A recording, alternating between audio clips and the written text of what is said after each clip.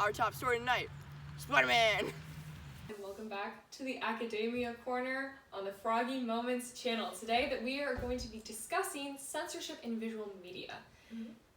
Censorship in visual media has been discussed more and more due to the rise of social media influenced domesticated terrorism and the popular coin phrase, fake news. However, it's become increasingly difficult for the government and companies to toe the line between censorship and freedom of speech. A typical American spends an average of 11 hours a day consuming media. It's everywhere. Movies, TV shows, plays, books, radio shows, and so much more. Censorship defines what our society deems acceptable and what is taboo. So essentially, censorship affects what we see everywhere at all times. It helps the government or third-party groups supervise what content and themes we are exposed to, which Lauren talked about, like books, TV shows, radios, movies, etc. Most of the time when these groups choose to remove or alter a subject discussed in the source material, it is over concerns of obscenity or offensiveness. When discussing censorship, there are two main categories. You have preventative, which is before the fact, and you have punitive, which is after the fact. So censoring before the thing happens or the thing is released in the media, and censoring after the fact. Censoring before the fact is usually going to be like self-censorship, and like if you, for example, if you like catch yourself before you say something that you know that you probably shouldn't, that is preventative censorship. Punitive censorship is usually when movies are adapted for TV. We'll talk more about that later. Another important thing to remember when talking about the issue of censorship, especially in America with its highly polarized society and highly vocal society, is talking about the difference and recognizing the difference between taboo and true censorship. So yeah, taboo is what society thinks that we shouldn't see, and things that are like outlawed, commonly referred to example, is the idea of women's nipples in TV and film especially, and talking about how they're usually censored and you usually can't show things and stuff like that. And that's how censorship and taboo are related, because society is like women can't go around town like shirtless because they've got nipples, but men can, but they've got nipples, you know? It's because they're women. It's because they're women. Misogyny, But like that's censorship and taboo together. Taboo says that women can't show their nipples because it's inherently sexual, and then censorship says, we agree with that. No female nipples on TV. But how they're different is taboo saying you shouldn't marry someone outside of your religion. That is maybe a little bit outdated, but was for a while a common like American taboo is like you don't date someone or marry someone outside of your religion, race or ethnicity, that sort of thing. Like but mixed then couples. Yes, but then censorship, I mean, that really isn't censored in modern visual media or even media. Well, I guess media back then, but definitely not modern visual media. Those kind of things aren't. So they can like be correlated, but they're not like together. Here's a Venn diagram.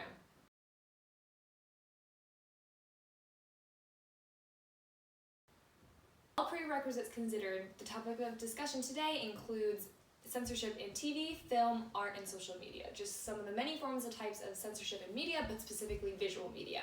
Starting off with the first on that list, the old faithful, television. Television restrictions have been a constant debate since televisions and their programs became widely accessible to the public at large. This type of censorship is most visible because it's accessible to people and it reaches a large number of them. Therefore, it has a large impact on the common interest. However, many citizens feel that this infringes on the First Amendment rights of freedom of speech. The Supreme Court ruled that it is lawful to censor pornographic materials from TV shows, thus keeping children from watching material unsuitable on accident. Violence is another thing that is commonly censored in TV. Again, trying to shield children from possible violence and graphic visuals.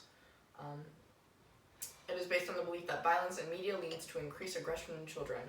The family viewing policy of 1974 attempted to limit the first hour of primetime television to only programs that were family-friendly. This policy was ruled unconstitutional by the Supreme Court in 1976, on the grounds that it violated the First Amendment. 20 years later, after this ruling in 1996, the Telecommunications Act required all TV to have a V chip, which allowed parents to block programs. This operated alongside the voluntary rating system that many TV production studios have adopted in order to avoid mainstream criticism and censorship. Unlike film ratings, TV ratings are not as commonly known. So, therefore, D on the thing stands for suggested language. It usually has to do with sexual content and sex. L stands for crude language, so lots of swear words. S stands for sexual situations, V for violence, and FV for fantasy violence. This tag is only used in children's programming. TVY7 means that the program is suitable for all children. TVY7 means that it's for older children but is still suitable for younger audiences. TVPG indicates that the show or program is for general, nope. TVPG suggests, nope.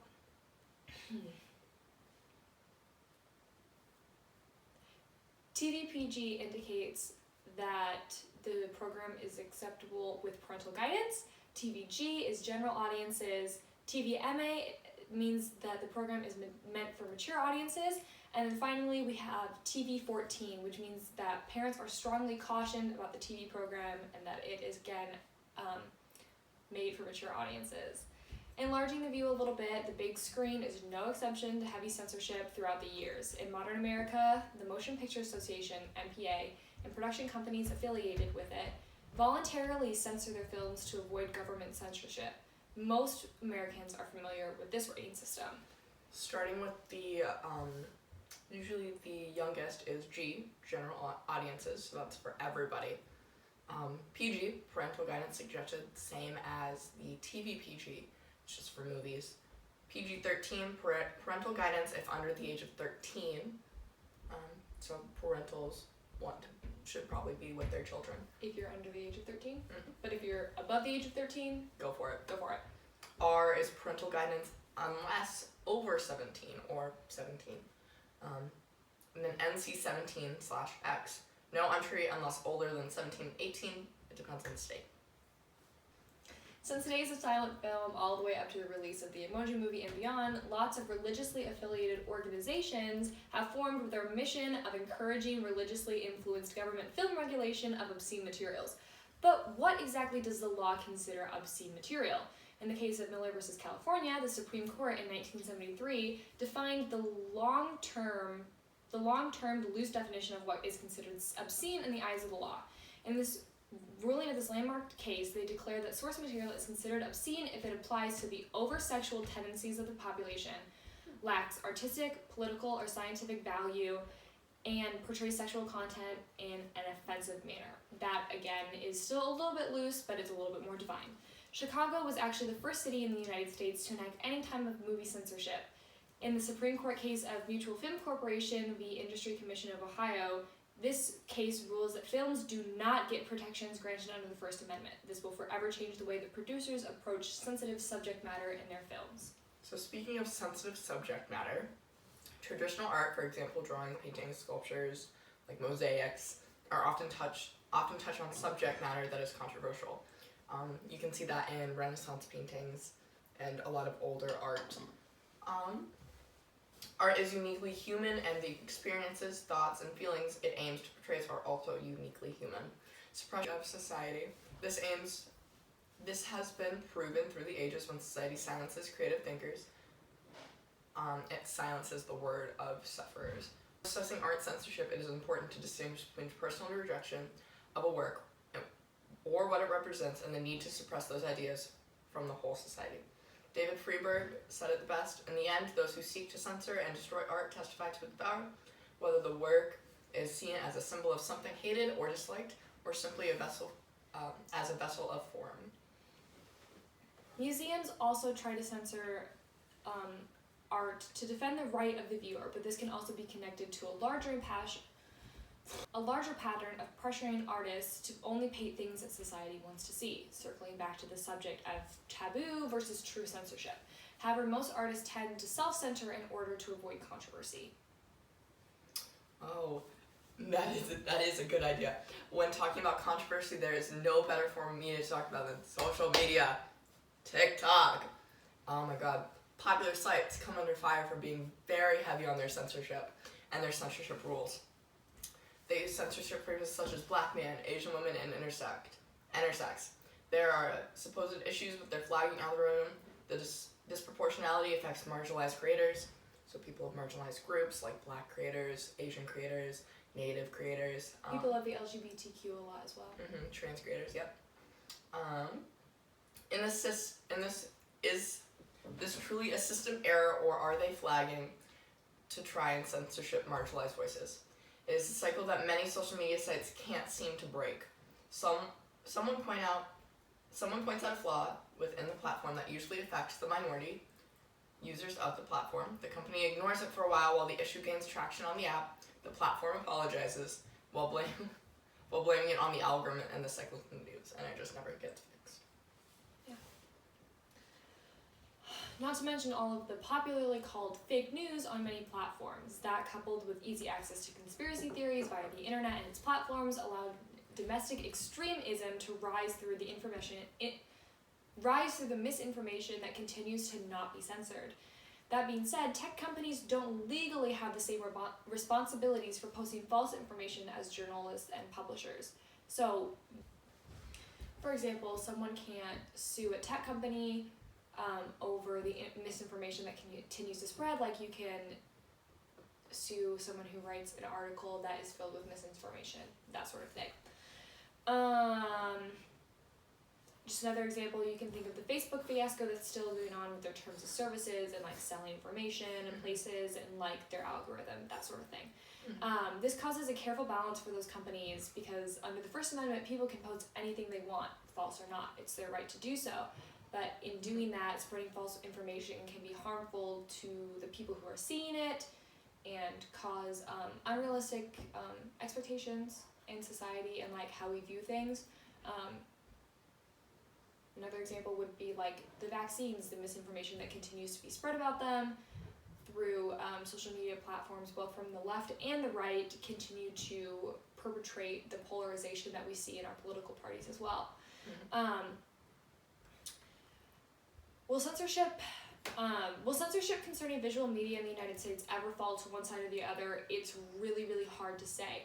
But as long as the Supreme Courts keep upholding the notion that the fine arts are an extension of free speech and will, it looks like the government and companies alike will have to keep towing this line, feeling out the issue case by case, taking it step by step, making sure that they're not infringing on people's personal rights guaranteed by the First Amendment, but also trying to keep citizens, society, and children safe. This is all from the Academia Corner on the Froggy Moment channel. We hope you enjoyed.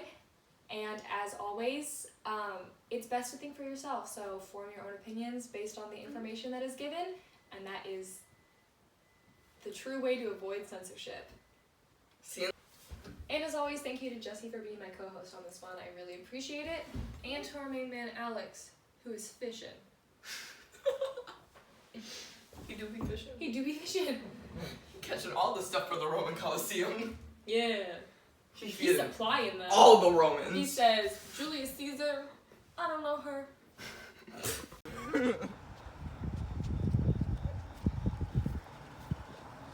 Sir, please, what do you think about censorship? What do you think about censorship? I think that's how beautiful is going. Oh my god, I hope so.